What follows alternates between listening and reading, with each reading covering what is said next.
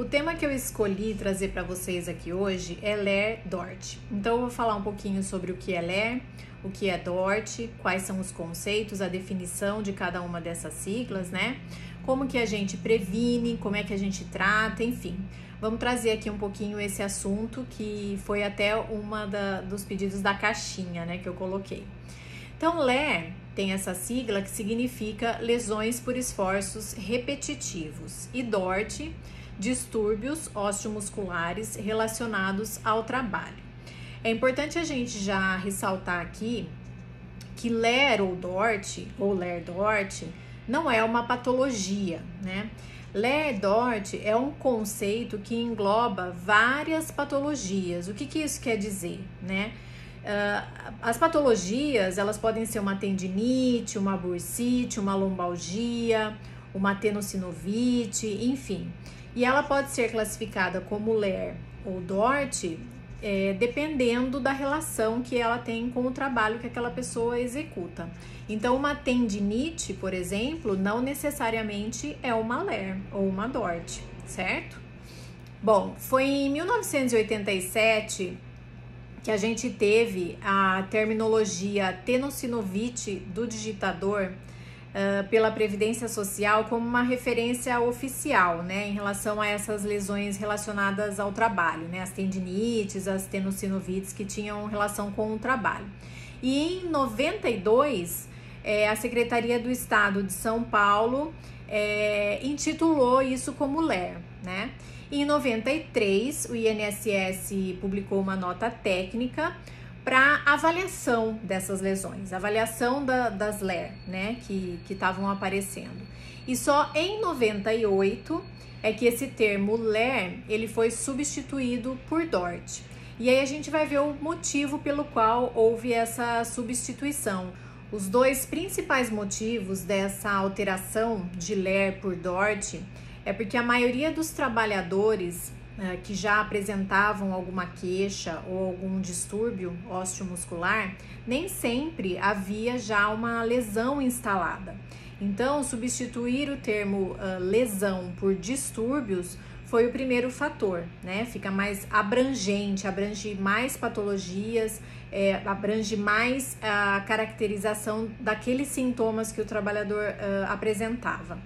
E o segundo motivo é que não é só a repetitividade que é um fator ergonômico que é nocivo para o trabalhador, né? A gente tem outros fatores como exigência de esforço ou de força para executar aquela atividade.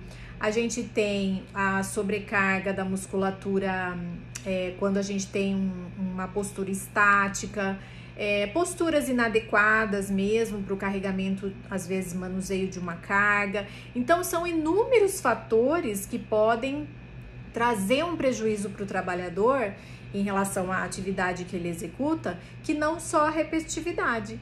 E no LER a gente especifica como lesões por esforços repetitivos, né? Enquanto DORT a gente abrange aí uma série de fatores que não só a repetitividade, que acaba entrando nesse rol aí dos fatores ergonômicos que possam levar a esses distúrbios, né, osteomusculares. Então, esses foram os dois motivos dessa mudança que aconteceu em 98 e que até hoje a gente utiliza como LER/DORT na maioria das vezes. Estudos mostram que, fazendo aí um apanhado epidemiológico, né, das LER-DORT, os estudos mostram que as mulheres, né, um pouco mais da metade dos trabalhadores que são acometidos por essas patologias são mulheres, né, e que aproximadamente 30-35% desse público estão numa faixa etária de 40 a 49 anos. E as categorias profissionais que são mais atingidas acaba sendo aqueles trabalhadores do setor industrial, né? Então, os profissionais que trabalham em linha de montagem, os operadores de máquina, pessoal de limpeza, cozinheiros, enfim, tem uma série aí de profissões que acaba tendo uma exposição maior a esses fatores de risco e desenvolvendo essas patologias caracterizadas como DORT.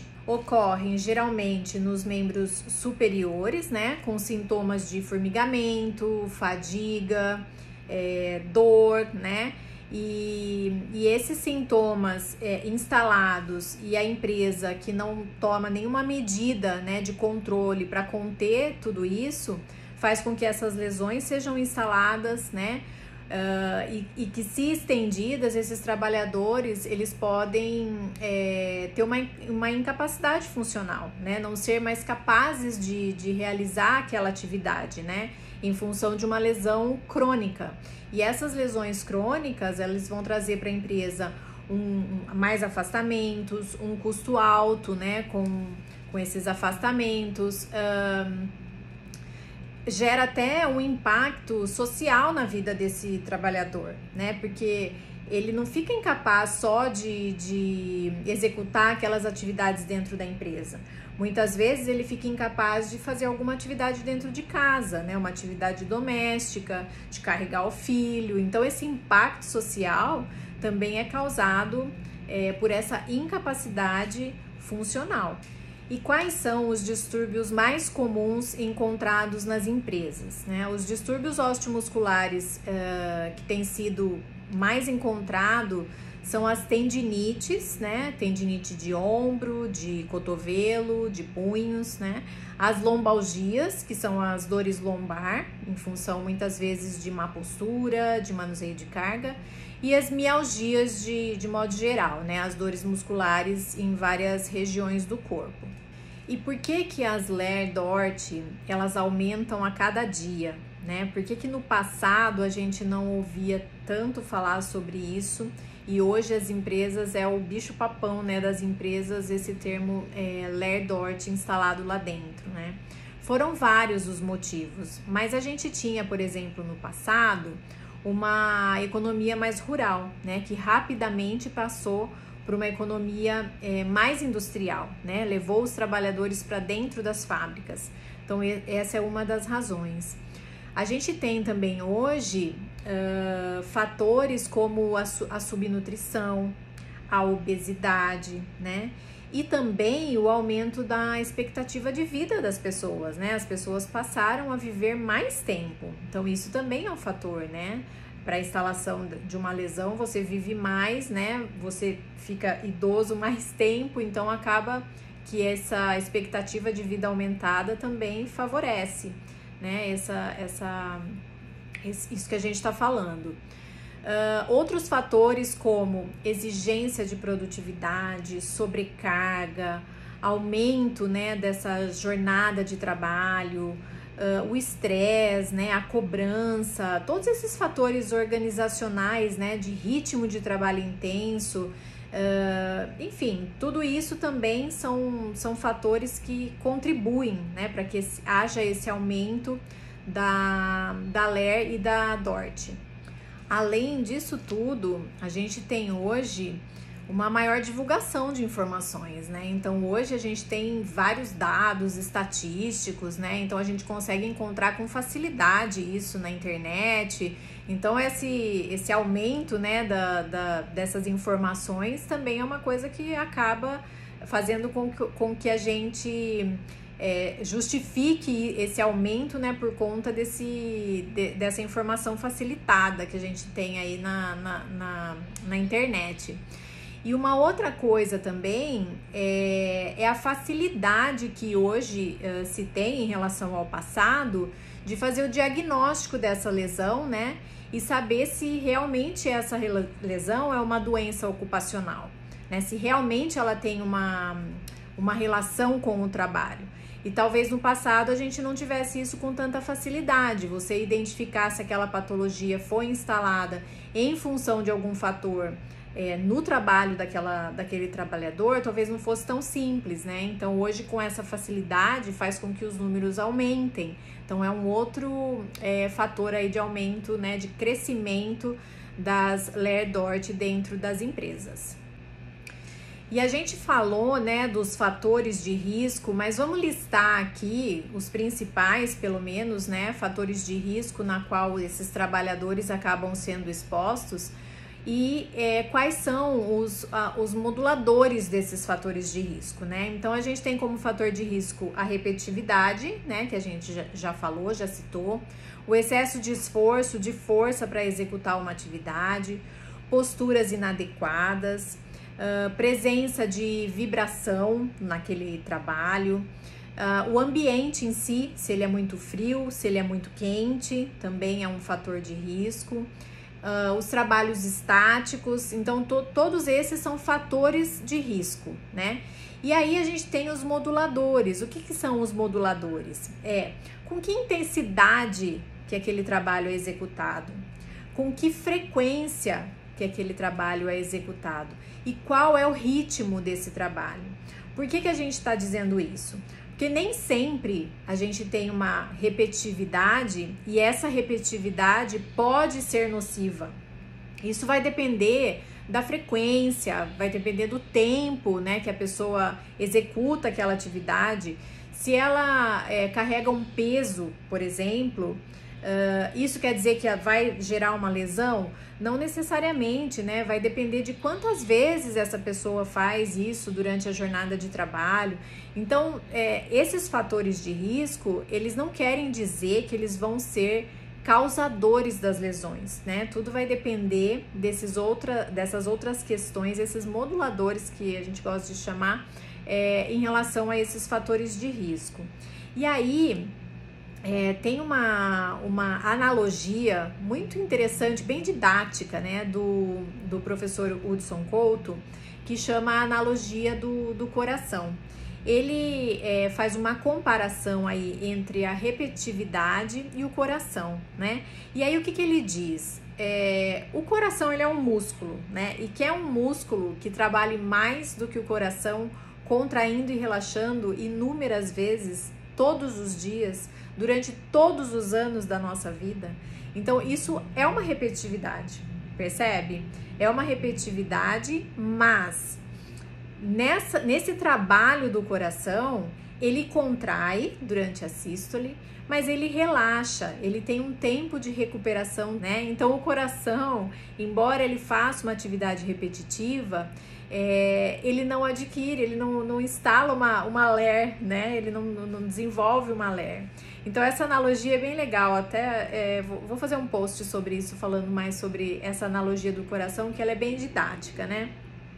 O trabalho estático, ele é um trabalho bem nocivo, né? Então, você manter uma postura estática durante a jornada de trabalho é nociva, porque você tem a contração daquela musculatura, mas você não tem o tempo de relaxamento que aquela musculatura precisa para fazer a troca, né, de nutrientes ali para aquele músculo. Então, faz com que esse músculo entre em processo de fadiga, comece a gerar essas sensações de desconforto e de dor.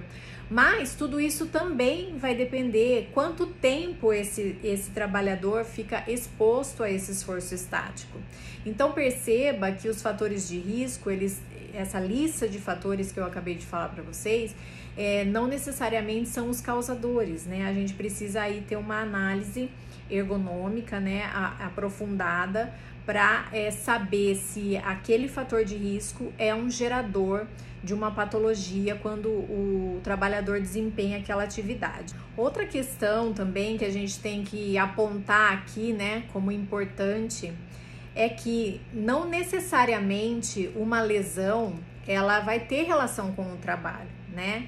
Às vezes a pessoa executa um trabalho dentro da empresa, mas aquela lesão ela acaba sendo instalada por outros motivos, né? Por outras sobrecargas biomecânicas que aquela pessoa tem, de repente desenvolvendo uma outra atividade, uma postura incorreta na hora de dormir, né? Se a pessoa faz algum esporte que sobrecarrega demais uma musculatura, né? Então, um tenista, por exemplo, ele pode desenvolver uma tendinite de cotovelo e se a pessoa começa a se queixar disso na empresa, embora ele tenha aquela tendinite instalada, isso não quer dizer que ele tem uma Ler-Dort, né? Porque aquela lesão, ela não tem relação com o trabalho.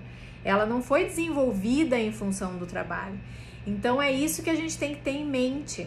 E para fechar o assunto aqui, para a gente não se estender demais, como que a gente previne, né, então, uma Ler e uma Dort, para que ela não seja instalada, né, dentro das empresas e para que as empresas não tenham esse índice elevado dessas patologias dentro das empresas? A gente tem que criar um ambiente favorável para aquele trabalhador, né, tirando ou minimizando ao máximo os fatores de risco, né, a que ele possa estar exposto quando executa aquela atividade. A seleção dos trabalhadores é muito importante também, né? A gente tem que respeitar os limites individuais de cada trabalhador, porque cada um tem o seu limite. Isso também é um fator importante, né, para a gente poder prevenir tudo isso. Aquele trabalhador, ele precisa ter um bom condicionamento, ele precisa ter uma condição muscular adequada para executar certas atividades. Então, são uma série de fatores que a empresa pode trabalhar, né, com medidas de controle, com medidas preventivas mesmo, corretivas dentro daquele posto de trabalho, para expor o menos possível aquele trabalhador a fatores de riscos ergonômicos. Essa é a melhor forma de se prevenir a instalação desses distúrbios. E como tratar, né? Como tratar essas patologias? Aí existem infinitas formas de tratamento, né? São diferentes tratamentos que podem ser feitos, que vai depender muito da patologia, né? Da lesão. E aí não dá pra gente entrar aqui nessa questão sem se alongar demais, né? Então talvez isso seja um tópico para um próximo vídeo, né? Como tratar as Ler-Dort, porque é muito específico de cada lesão, né? De cada patologia. Então, gente, era isso que eu tinha para passar para vocês, o básico, né? Do que é a Ler, do que é o Dort. Por que acontece, por que vem nessa crescente, né, dentro das empresas e como prevenir. Então era isso que eu tinha para dizer. Espero que vocês tenham gostado. Deixe o comentário, deixe aí a sua opinião em relação a esse vídeo e a gente se vê numa próxima. Até mais!